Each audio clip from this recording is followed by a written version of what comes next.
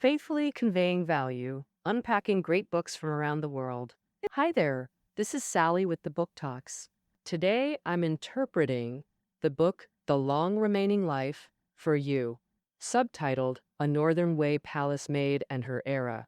On the seventh day of the fifth month, in the fifth year of Zhengguang in Northern Wei, that is, AD 524, on June 23rd, a Buddhist nun named Ci Ching passed away at Soyi Temple in Luoyang at the age of 86. In the long river of time, this was an utterly ordinary day. No major events happened, and Ci Ching was completely unknown, with no records in history books. If it weren't for the 1920s when people discovered her tomb and learned from the epitaph, Ci Ching's life would have been forgotten forever, not even qualifying as a footnote in history. In fact, even after the epitaph was unearthed, Ci Ching still didn't receive much attention.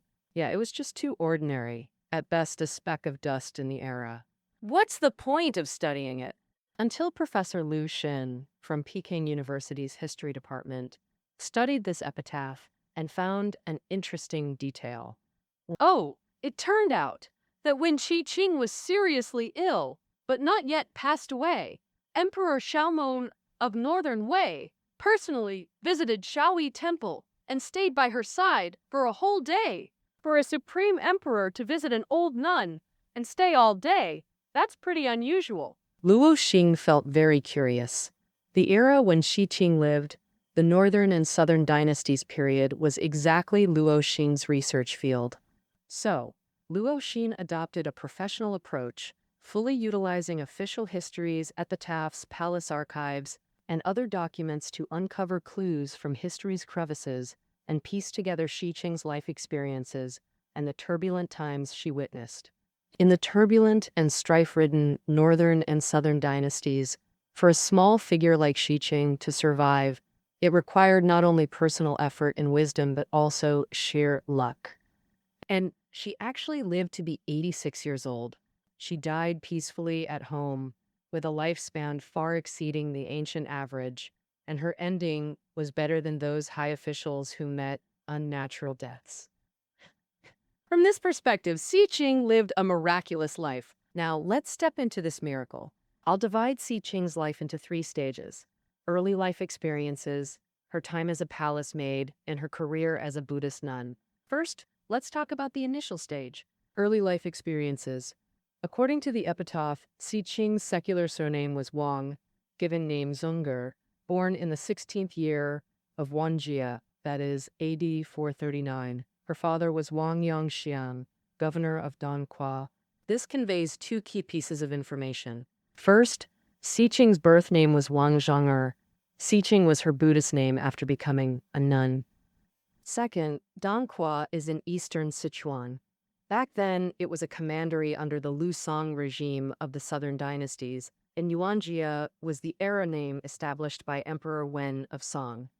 Wang Zhong'er was likely born in Dangquan, a true Sichuan girl. Her father, as Dangquan's chief administrator, wasn't from top nobility but held considerable local influence, just below the top-tier aristocratic families, what we'd call lower-ranking clans. This makes you wonder, how did a southern official's daughter end up as a palace maid in the north, eventually shaving her head to become a nun? What exactly happened to cause such drastic changes? Well, it all traces back to Wang Zhong'er's marriage. Wang Zhong'er was married to Yang Xingzong, registrar of Yuzhou. A zhou was an administrative unit above the commandery level. The registrar managed all provincial documents, holding equivalent rank to a commandery governor. Since Wang Zhong'er's father was a commandery governor, marrying Register Yang followed the principle of matching social status. Wang Zhong'er married at 24, 10 years older than the average marriage age for women back then. So the author suspects this might have been her second or even third marriage. If true, that was normal. From Qin to Han to Northern Song, remarriage after widowhood or divorce was common for women. Taboos only emerged during Southern Song times. Yuzhou covered most of modern Henan. The registrar's office was in Xuanhu City, Runan Commandery, today's Runan County, Henan. This border city between northern-southern regimes was strategically vital. In Yuanjia 27, when Wang Zhong'er was just 12, Northern Wei besieged Xuanhu. Luson forces fought bitterly for 42 days and miraculously repelled them. Records show the Wei army suffered devastating losses. Soldiers' corpses piled so high they dammed the river. When Long Zhong'er arrived after marriage, the smoke had long cleared. Those brutal battles had become just stories people told. Embellished with each retelling, they grew more legendary and further from reality. Meanwhile, Northern Wei faced power struggles. Short-lived emperors and constant palace intrigues left no energy for southern invasions, giving border fortresses like Xuanhu rare peace. Oh, as a newlywed, Wang Zhong'er probably lived comfortably, but this small happiness lasted merely 2 years. History's wheels crush indiscriminately, and minor figures like her have no say. Wang Zhong'er married in the 6th year of the Ming era under Emperor Xiaowu of Song. 2 years later, Emperor Xiaowu died. Crown Prince Liu Xie succeeded him, a tyrant who slaughtered innocents, provoking universal hatred until assassinated by Prince Liu Yu of Shandong.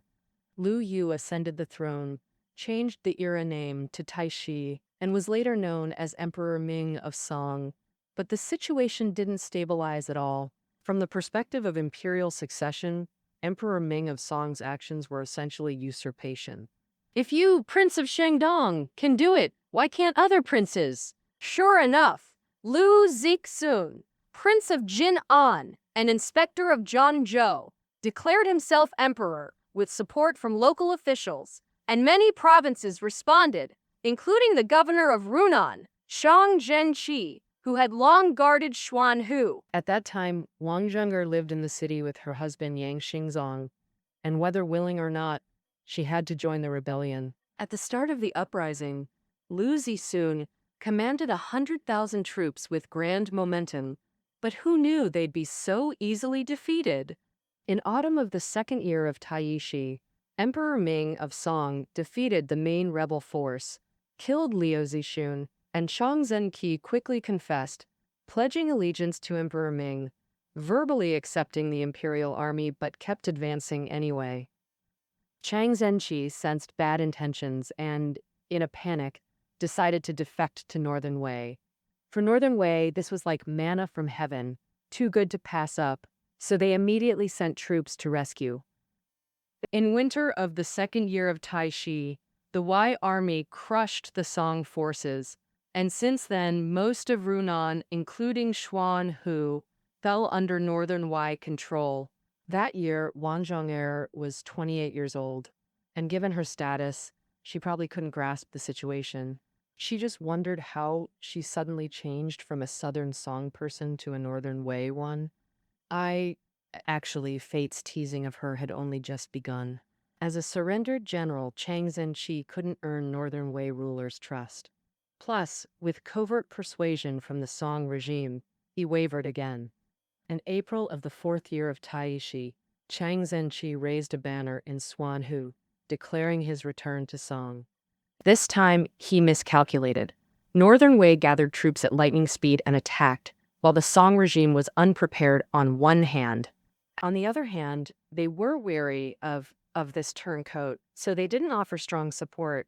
Facing the fierce Northern Wei army, Chang Zhenqi got scared. He forced Xuanhu's soldiers and civilians to flee southeast, but at a place called Guan River, they were overtaken by the Wei army.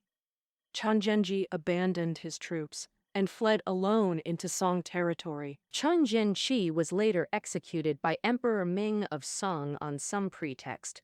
The abandoned soldiers and civilians of Xuanhu became Northern Wei captives. Wang Zhong'er was among them. The epitaph says, Wang Zhong'er was sent to Shiguan. Shiguan was an institution during the Wei Jin and Northern Southern dynasties that managed palace servants. Being sent to Shiguan meant assignment as a palace maid in the Northern Wei Palace, where criminals and captives were delivered. Making eunuchs or palace maids was a routine move by Northern Wei rulers. The Book of Wei, Biography of Eunuchs, records 25 eunuchs, with 22 being either criminals or captured in battle. Northern Wei's capital was in Pingcheng, today's Datong, in Shanxi, over 1,000 kilometers from Xuanhu. This meant Wang Zhong not only became a northerner in status, but also had to physically move north. As for her husband Yang Xingzhang, there's no written record. A reasonable guess is he died in the war chaos. Actually, even if alive, the victors wouldn't care about prisoners' feelings. They'd probably separate the couple. A war summed up in a few lines in history books could mean family separation and ruin for ordinary folk. To be honest, marriage was parents' decision. Getting caught in war was involuntary. Entering the palace was unavoidable. This chain of events was beyond Wang Zhong'er's control. She could only strive to survive in this chaotic world. So, how would Wang Zhong'er fare in the second stage of her life as a palace maid? So, let's continue.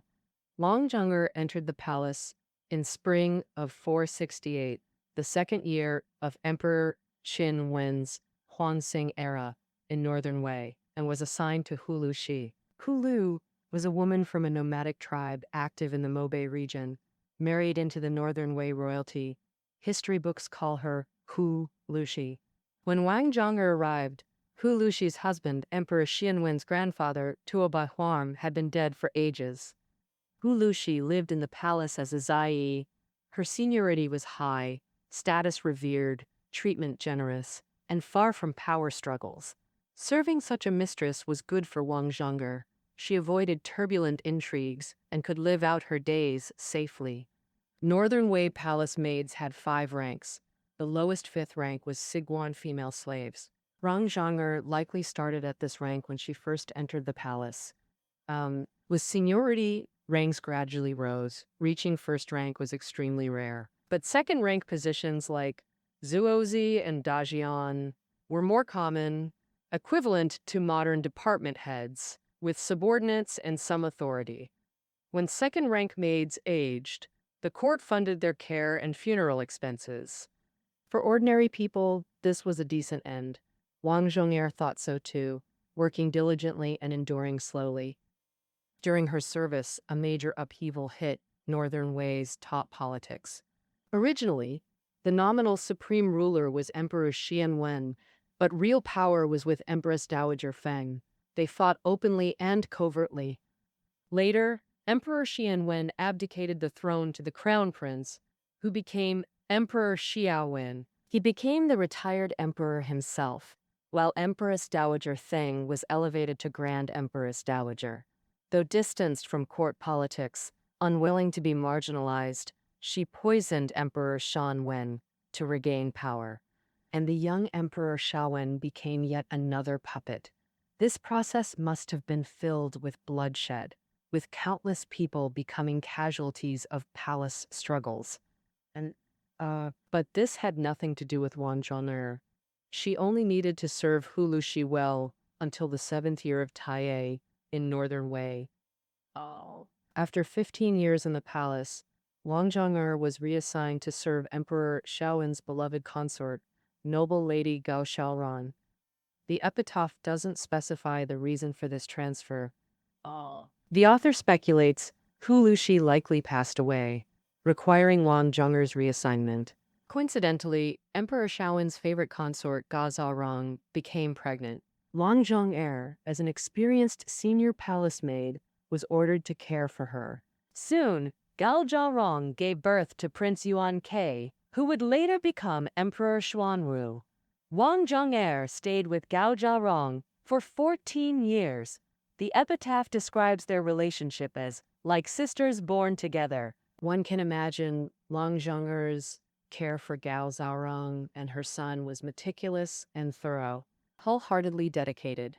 For Wang Zhong'er, this was also a peaceful period. During this time, Empress Dowager Feng died, and Emperor Xiaowen's assumption of power faced complications. But this didn't affect an ordinary maid like Wang Zhong'er until Emperor Xiaowen issued an edict that once again changed her life trajectory. The edict stated the emperor decided to move the capital. Why did Emperor Shaowen do this? It related to his vigorously promoted Sinicization policies. As we know, Northern Wei's rulers were Xianbei people, nomads who rose from the Mongolian plateau. From politics to daily habits, they retained strong nomadic traditions. During Empress Dowager Feng's lifetime, reforms learning from Central Plains civilization were implemented, historically called Sinicization. After Emperor Shaowen took full control, he accelerated efforts to completely abolish old Xianbei customs. For the imperial harem, major changes occurred in its structure, court rituals, titles for consorts and maids, clothing, and more. As Han Chinese, Wang Zheng'er probably felt a sense of familiarity. Radical reforms provoked fierce backlash from Xianbei nobles. After deliberation, Emperor Shaowen decided to move the capital from Pingcheng, today's Datong, Shanxi, to Luoyang. First, Luoyang was in the core area of Central Plains civilization.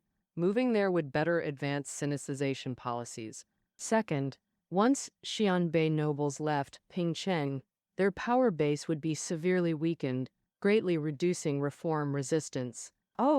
To achieve surprise, in September of the 19th year of Taihei, Emperor Shaowen Tuobahong suddenly announced the capital relocation and immediately departed.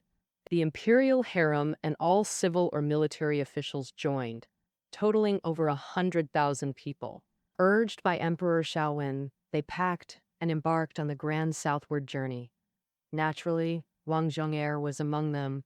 Her heart surely stirred. Luoyang was only 300+ kilometers from Xuanhu City, much closer than Pingcheng. This was her first proximity to homeland in 30 long years. Yet, just before reaching Luoyang, something happened. Wang Zheng'er's mistress, Gao Zhaorong, was assassinated. Wasn't she Emperor Zhaowen's favorite consort? She'd even borne him a prince. How could she be killed? The flaw was in bearing imperial heirs.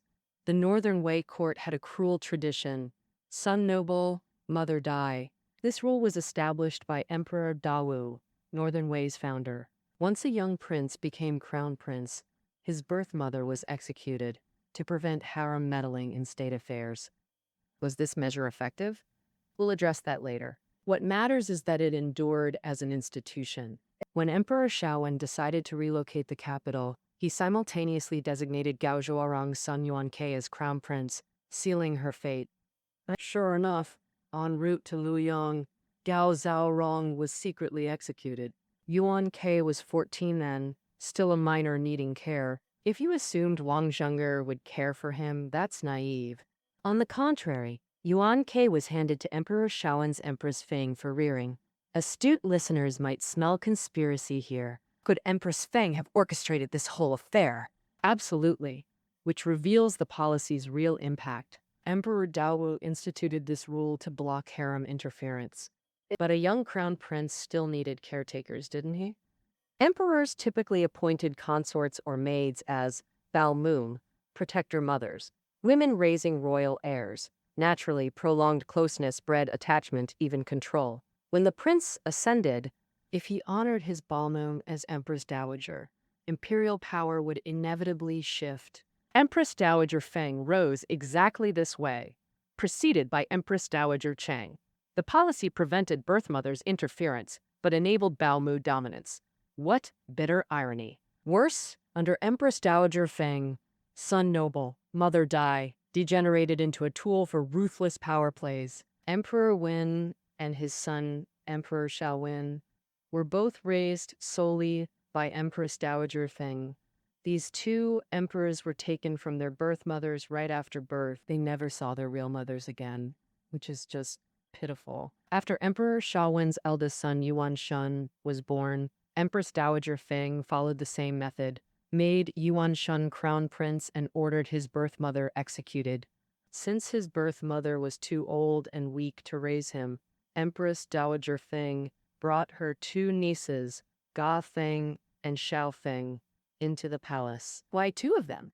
It's double insurance. Whoever Emperor Zhaowen liked would be made empress, and Wan Xun would be handed over to her for raising. Empress Dowager Feng's plan was for one of Daofeng or Xiaofeng to inherit her role, ensuring the Feng family could keep controlling court politics. But no matter how shrewd Empress Dowager Feng was, she couldn't control one thing: human emotions. While Empress Dowager Feng was alive, Emperor Shaowen favored Shaowen.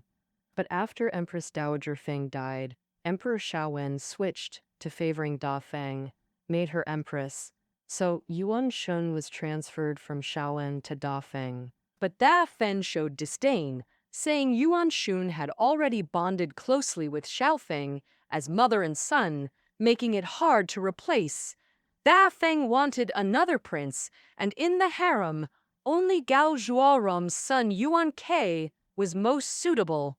At Dao Feng's strong insistence, Emperor Shaowen deposed Yuan Shun and made Yuan Ke crown prince. Gao Xiaorong's tragic fate was sealed. After Dao Feng took Yuan Ke's custody, she had to erase all traces of Gao Xiaorong. A close attendant like Wang Zhonger couldn't stay with Yuan Ke, so she was arranged to become a nun.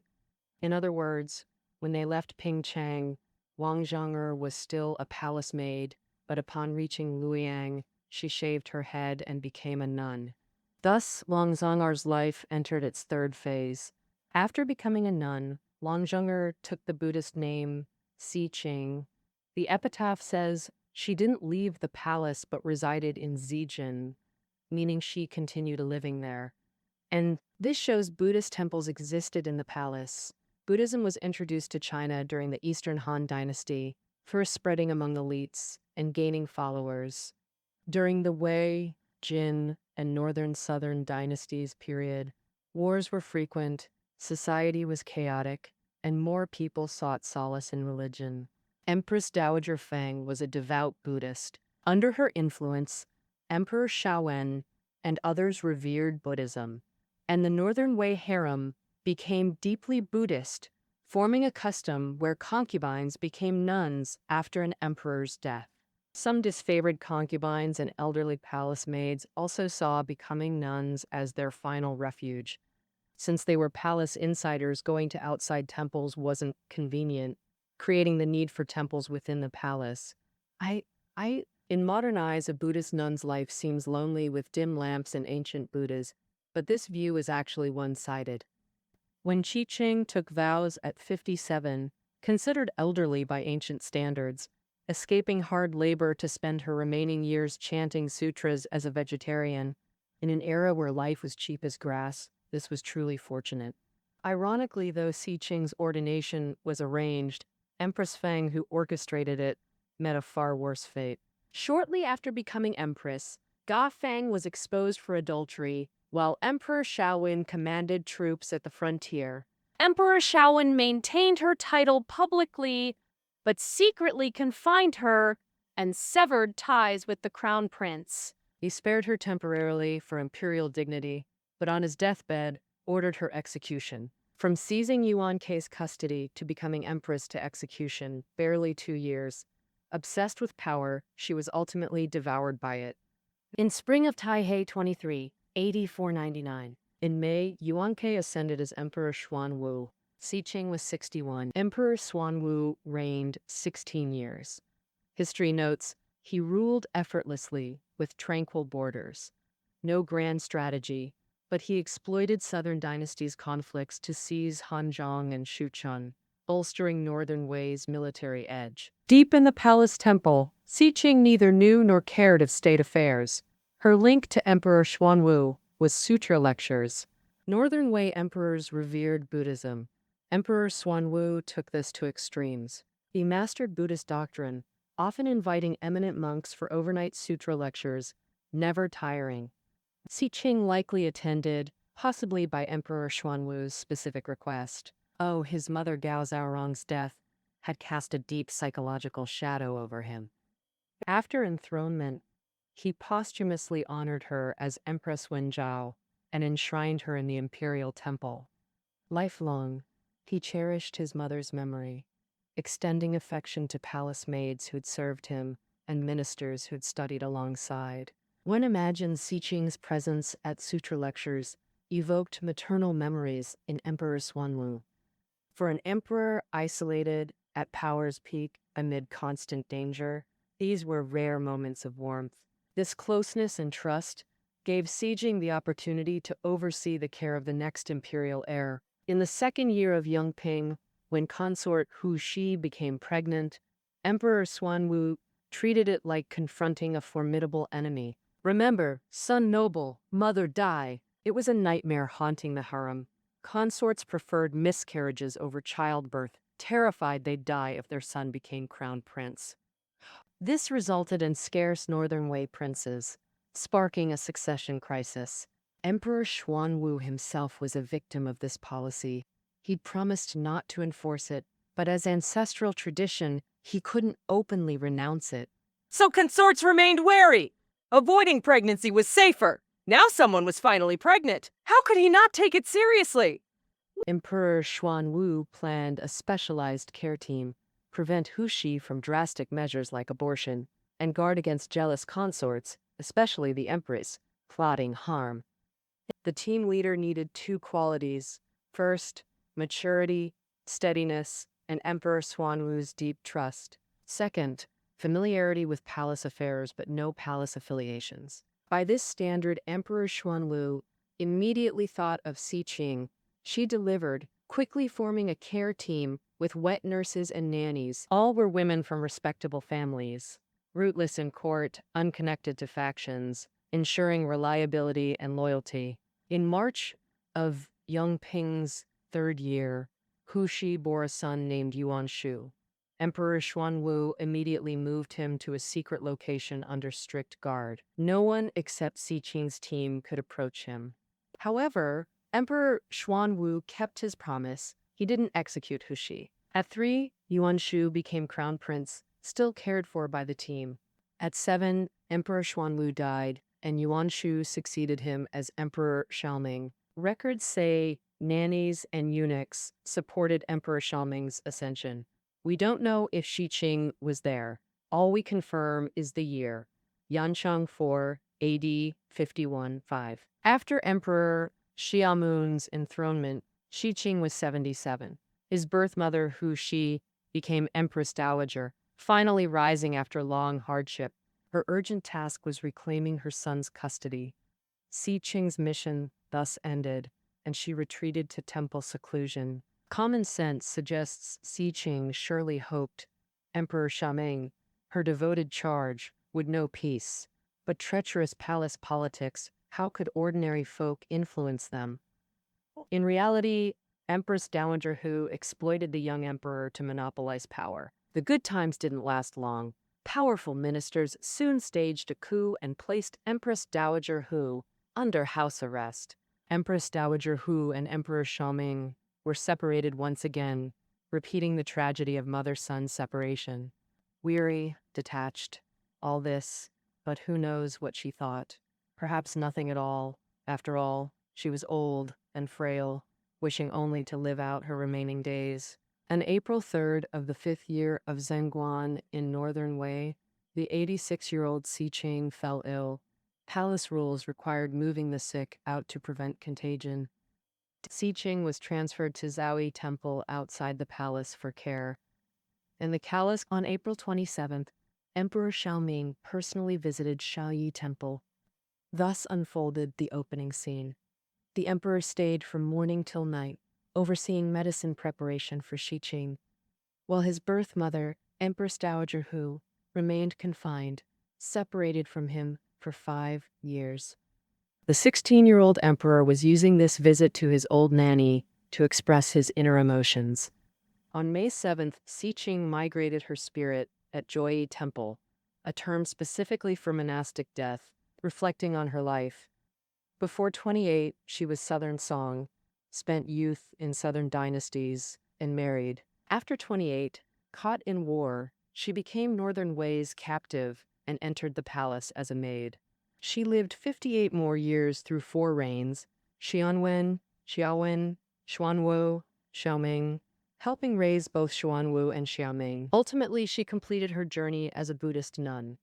As a minor female figure, Si Qing never controlled her fate. Marriage, servitude, prince rearing, ordination, all were arranged.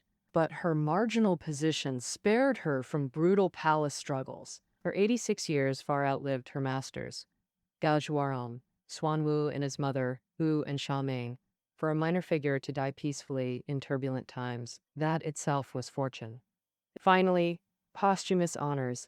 Emperor Xiaoming decreed her Buddhist nun capital, highest nun rank, and assigned Changjing to write her epitaph. Changjing served as secretariat drafter, highly reputed for erudition and fame throughout the realm. That Changjing penned Si Qing's epitaph was the ultimate posthumous honor. In June of Zhongguan's 5th year, AD 524, Si Qing was buried at Mount Mongbei in Luanyang. From eastern Zhao to northern southern dynasties, countless emperors and nobles rested here. Amidst grand mausoleums, Si Qing's tomb seems insignificant. But what of it? Oh, after Si Qing's death, 3 years later, Emperor Xiaoming died mysteriously at just 18. His lifespan only a fifth of Si Qing's.